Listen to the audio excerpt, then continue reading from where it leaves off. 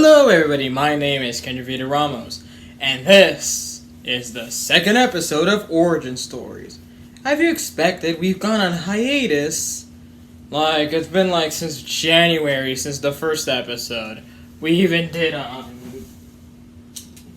the origin story on Jackpot, of all people. But don't worry, still like the character. Alright, off to the Autobots and Decepticons you go. And damn it, that iguanas.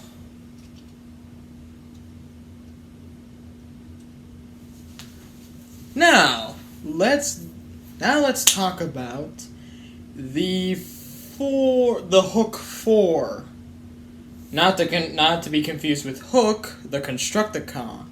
But as I was saying, these 4 characters are from Descendants, and I don't know anything about Descendants, so I will be depending on the wiki. But at the same time, I'm going to rework the names. And don't forget, all 4 of them are Heralds of icarly. So, let's stick to the first one. By the way, you're taking... Let's stick to the first one. Captain Femboy. He is a rich kid with a hoop earring and a shiny hook. Well, is it obvious he kind of lost his hand, where his left hand used to be. His arrogance is only surpassed by his vanity. So, yeah. That's his main personality. His other personality is, he's an F-boy. He's kind of feminine, makes a little sense. He's one of the most flamboyant members of icarly. So his real origin story is, he used to be a waitress or waiter at Hooters from another universe. Until he met his boyfriend, who was an NFL player. Eventually his boyfriend died in a car accident, and he ended up losing his hand. That's why he has a hook on his left hand. And though he did survive, I guess he couldn't be in that universe. That's until he was recruited by icarly. Or someone else, I think. So yeah.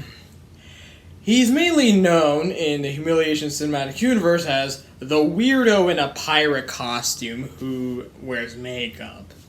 Oh, because the setting was the 2000s. That makes a whole lot of sense. So on to the second one.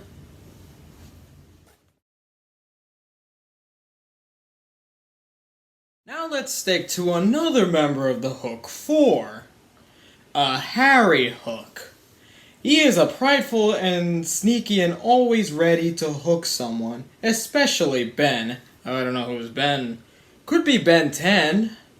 He prides himself in being wild and unpredictable, off-kilter and little mad. His only disappointment is the fact that he has to carry a hook with his hands rather than possessing one instead of a hand.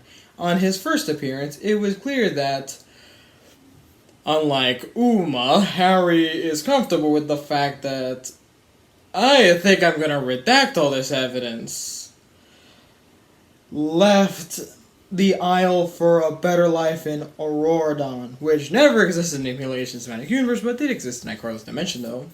Don't believe in interdimensional merge. For it left Uma and her crew in a position of power over the Isle's degenerate domain. A position that used to belong... I will redact this name, damn it. This shows a rather low opinion to the outside world on Harry's part. Before joining the Heralds of icarly, not much was known about him because... I don't know, because his file was burnt. I don't know who the hell burnt this file. Could be... Well, I guess it's a little awkward. Fuck.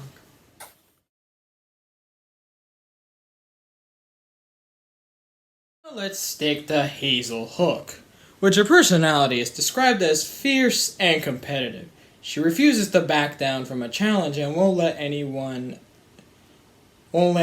stand in her way. And still, damn it, that wicket crashed.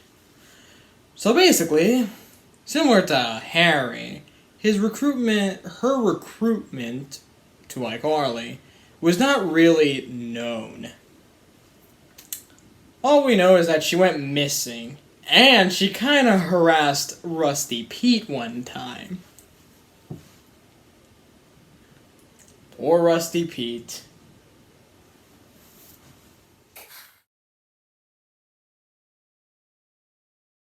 Now let's stay to the last member of the Hook 4, CJ. Not CJ from regular show, please. But her personality is that she is a sadistic, like Medic and nurse sadist, Medic from TF2, and a mischievous prankster who lives out her days indulging in hedonism. Oh, isn't it obvious? So, ever wonder why she is declared dead? So, it was pretty much explained that on Cybertron, years after the war was over, years before then, well, a month after the war was over, she was trialed. Eventually, many members of iCarly, including her, she was put on death row. And it appears she did escape, and unfortunately, died in a protest. Eventually, the Hook 3, they try to get Rusty Pete into the mix. But Rusty Pete declined, or any of the pirates in the Polaris Galaxy. Well, sometimes you can't ironically endure the prank. So this has been the second episode of Origin Stories. Although I depended on the wiki, though, on the Descendants Wikipedia to read the bios, I had to reinvent myself. Changing things. Blah. So remember to like, comment, and subscribe.